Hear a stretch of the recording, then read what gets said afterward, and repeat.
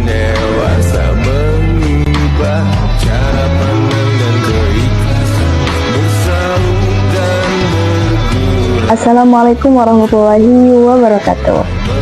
Halo teman-teman, perkenalkan nama saya Salma Merwa Adhia dari Prodi Pendidikan Agama Islam kelas PAI 4A.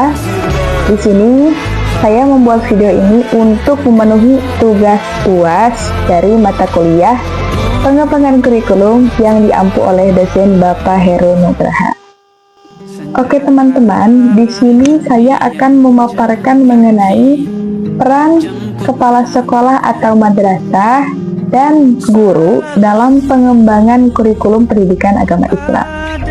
Coba simak dengan baik-baik ya. Nah, kenapa peran kepala sekolah atau guru di sini harus kita bahas?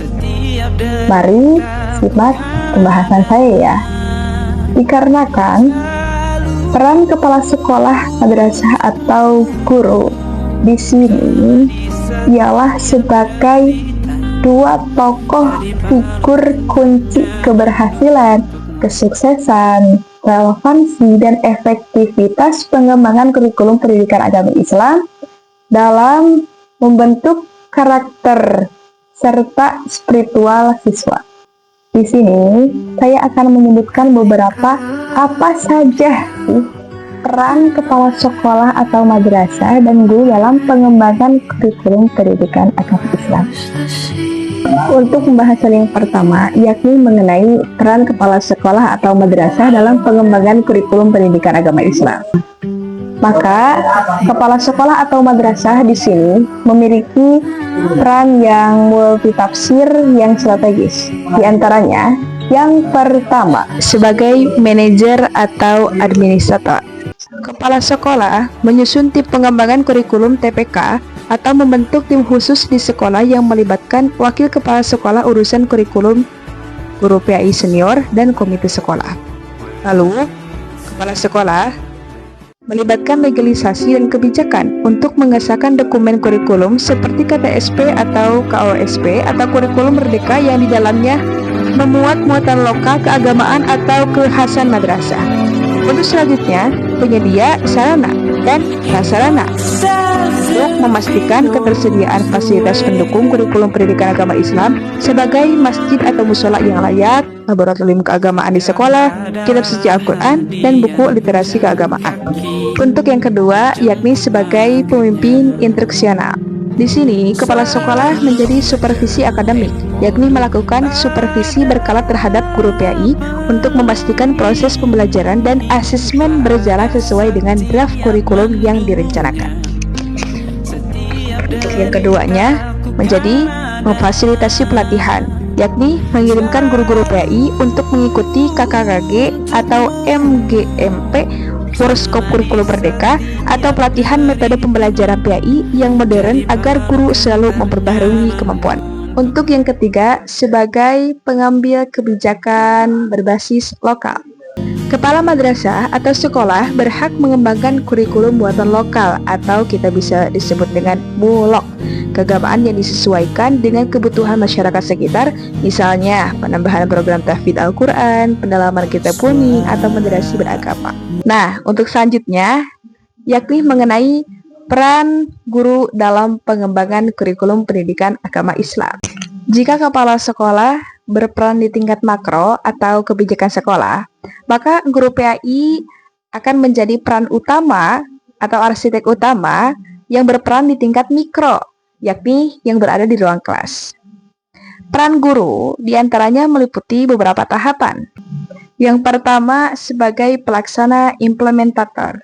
Guru pendidikan agama Islam menerjemahkan kurikulum formal dari pemerintah atau capaian pembelajaran atau standar isi ke dalam rancangan pembelajaran harian. Lalu, tugas konkret, yakni yang menyusun alur tujuan pembelajaran ATP, modul ajar atau RPP, dan menyiapkan instrumen penilaian asesmen kognitif, efektif, dan juga psikomotorik. Yang kedua, sebagai adaptor, yakni penyelaras kurikulum. Guru PAI menyelaraskan materi kurikulum dengan karakteristik latar belakang dan kemampuan awal siswa di kelas. Lalu, guru menggantikan materi pendidikan agama Islam, Al-Quran hadis, akidah akhlak, fikih, SKI dengan isu-isu modern saat ini.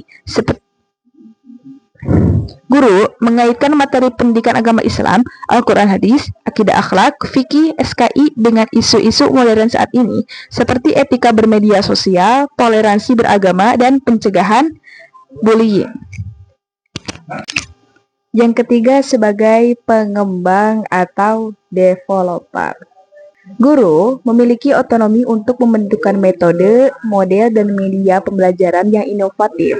Misalnya nih, menggunakan problem-based learning, pemanfaatan media digital atau aplikasi interaktif untuk setoran hafalan, dan lain-lain.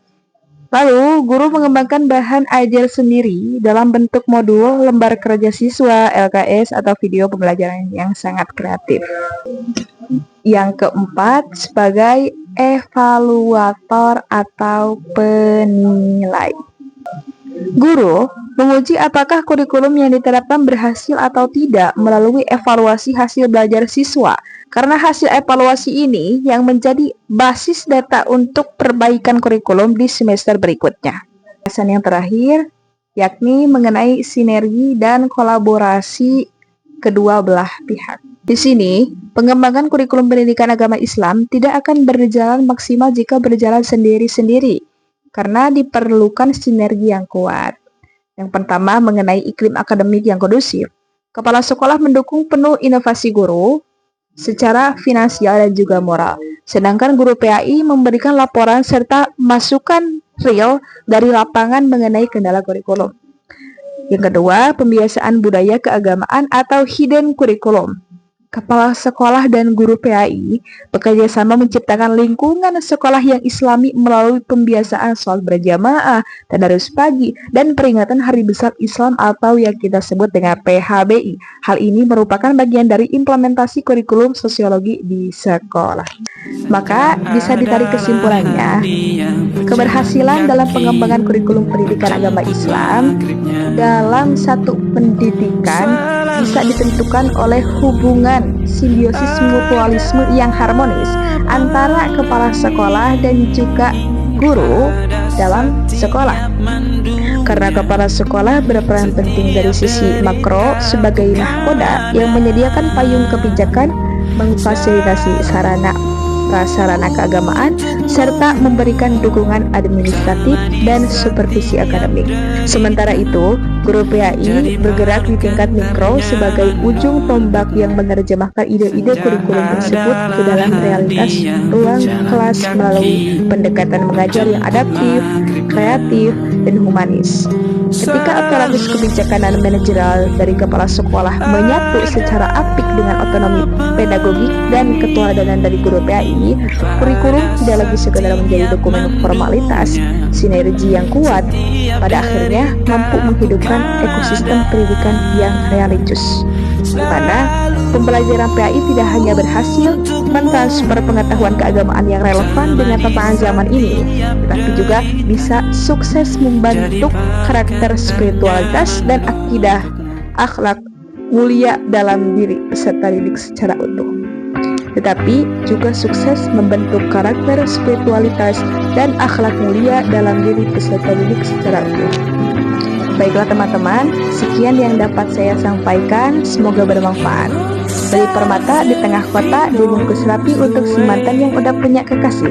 Cukup sekian yang dapat saya sampaikan, kurang lebihnya mohon terima kasih. Wallahul muwaffiq ila aqwamit thoriq. Wassalamualaikum warahmatullahi wabarakatuh.